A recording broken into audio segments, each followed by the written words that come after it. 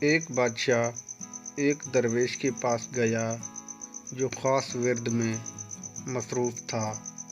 بادشاہ نے اس درویش سے اس ورد کی بابت دریافت کی تو بادشاہ نے بتایا کہ یہ ورد ایک خاص مقصد کے لیے متحرک کرتا ہے۔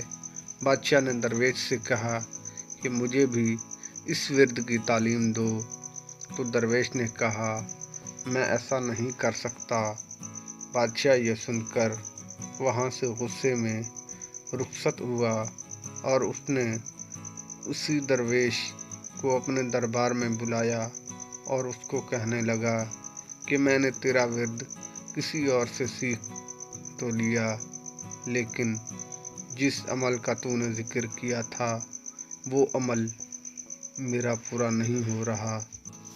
اب تو مجھے بتا کہ ایسا کیوں ہے اور اس کا حل کیا ہے، یعنی میں اس ورد کو پڑھنے کی کہاں غلطی کر رہا ہوں، اور اگر تو نے مجھے نہ بتایا تو سزا کے لیے تیار ہو جا۔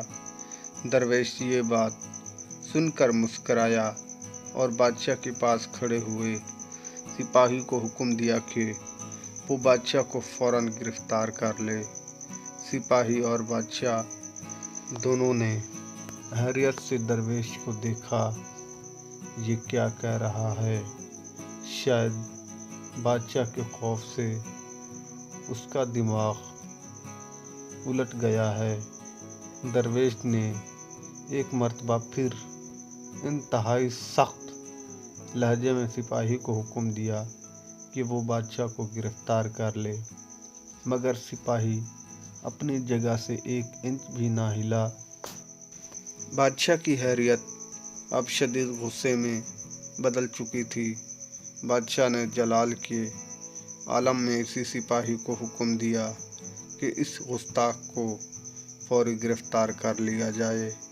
یہ سن کر شاہی دربار میں موجود تمام سپاہیوں نے اپنے نیزوں اور تلواروں کا رخ درویش کی طرف کر لیا اور اسے چاروں طرف سے گھیرے میں لے لیا۔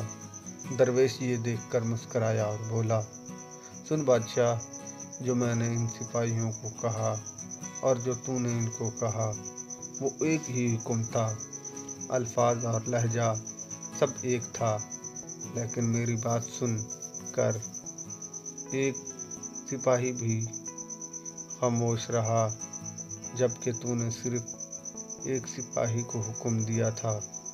لیکن تیرا حکم سن کر دربار میں موجود تمام سپاہی فوراً حرکت میں آ گئے اور مجھے ایک آن میں گرفتار کر لیا۔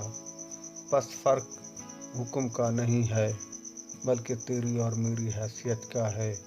یہی سبب ہے کہ تیرے ورد پڑھنے سے کبھی عمل ظہور پذیر نہیں ہوگا، کیونکہ روحانی دنیا میں تیری حیثیت صفر ہے۔